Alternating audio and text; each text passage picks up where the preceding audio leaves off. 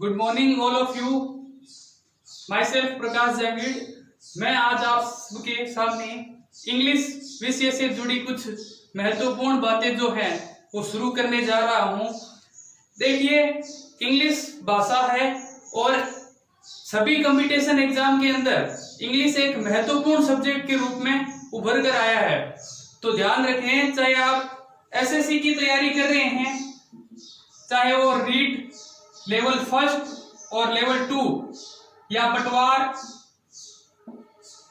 या high court group D या बड़े से बड़ा एग्जाम आरएस आईएएस इन सब की तैयारी कर रहे हैं। सभी कंपटीशन एग्जाम के अंदर इंग्लिश जो है वो एक डिफिकल्ट पार्ट के रूप में आता है। सभी विद्यार्थी जो हैं इंग्लिश को एक फोबिया के रूप में, एक डर के रूप में पढ़ते हैं और जो बेसिक फंडामेंटल्स हैं, बेसिक जो रूल्स हैं वो इंग्लिश में बताने जा रहा हूं। तो ध्यान रखें कि इंग्लिश पढ़ने के लिए आप किन किन बातों का ध्यान रखें और उनको आप कंपटीशन एग्जाम के अंदर किस प्रकार लागू कर सकते हैं। तो ध्यान रखें कि इंग्लिश पढ़ने के लिए सबसे पहले वोकैबुलरी, सबसे पहली जरूरी चीज क्या है? वोकैबुलरी यानी कि शब्दावली।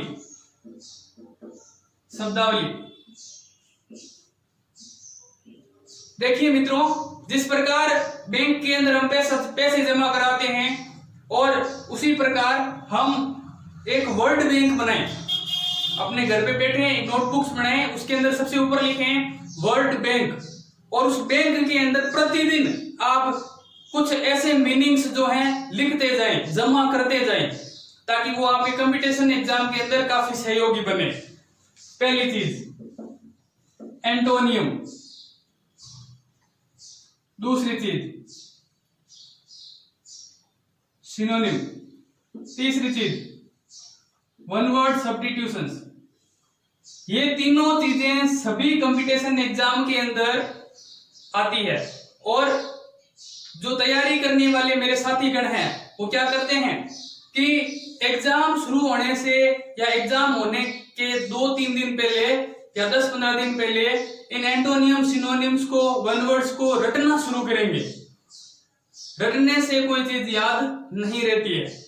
तो ध्यान रखें कि आपको क्या करना है कि एक वर्ल्ड बैंक बनाना है। क्या बनाना है?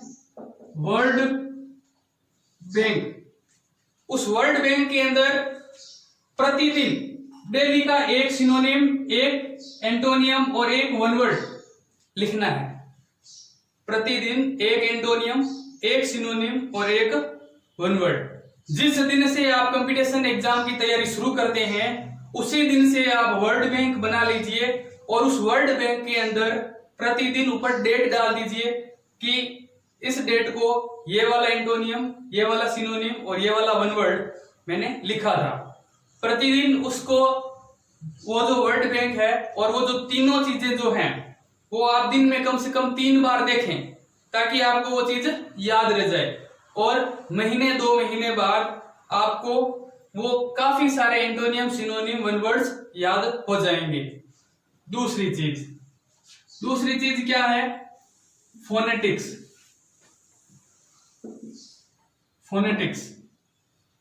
फोनेटिक्स का मतलब होता है शब्द उच्चारण। दोस्तों, हमारा जो देश है उसके अंदर जो भाषाएं हैं वो अलग अलग हैं। प्रत्येक 10 किलोमीटर बाद, प्रत्येक 15 किलोमीटर बाद भाषा चेंज हो जाती है और उसी के आधार पर हम लैंग्वेज की जो भाषा है वो भी अपन क्या कर देते हैं? चेंज कर देते हैं। तो ध्यान रखें, इंग्लिश की जो वो फोनेटिक्स है यानी कि उच्चारण, उनका हम विशेष ध्यान रखें, क्योंकि जब तक हमें उच्चारण सही नहीं होएगा, हमारा फोनेटिक्स सही नहीं होएगा, तब तक हमें वो शब्द जो है, हमारा जो वर्ड है, हमारा जो कॉन्सेप्ट है क्लियर नहीं होगा। तीसरी चीज आती है ग्रामर। तो मेरे जो साथीगण हैं जो कंपटीशन की तैयारी करते हैं वो क्या करते हैं कि ग्रामर्स के जो रूल्स वगैरह हैं वो तो पढ़ लेते हैं, लेकिन उनके जो कॉन्सेप्ट हैं वो क्लियर उनके नहीं हो पाते हैं। तो आज इसे ध्यान रखिए कि ग्रामर के रूल्स तो आपको पढ़ना ही है, साथ में कंपटीशन लेवल के अंदर जो कॉन्सेप्ट दिए हुए होते हैं उन कॉन्सेप्ट के आधार पर हमें अपनी ग्रामर तैयार करनी है, चाहे वो कौन सा भी टॉपिक हो। चौथी चीज आती है लिटरेचर। लिटरेचर यानी कि साहित्य। तो देखिए कि किसी भी भाषा को नया आयाम प्रदान करने के लिए, एक रूपरेखा प्रदान करने के लिए क्या किया जाता है, साहित्य का निर्माण किया जाता है। इंग्लिश सब्जेक्ट के अंदर भी साहित्य का महत्वपूर्ण रोल होता है और हमारा जो लिटरेचर का जो टॉपिक है वो सबसे हार्ड है, सबसे डिफिकल्ट है। पहली बात कि वो हमारी वोकेबलरी, फोनेटिक्स और ग्रामर, ये तीनों चीजें जब हमारी तैयार हो जाएगी तभी हमारा लिटरेचर जो है क्लियर हो पाएगा, अन्यथा हम अपना लिटरेचर क्लियर नहीं कर पाएंगे। केवल लिटरेचर पढ़ लिया, वोकेबलरी फोनेटिक्स हमारा सही नहीं है तो हमारा कॉन्सेप्ट क्लियर नहीं होगा, हम कंपटीशन एग्जाम के अंदर हमेशा डरते ही रहेंगे। तो सबसे पहले हमें क्या करना है, आज ही से क्या करना है, वोकेबलरी स्ट्रॉन्ग करनी है।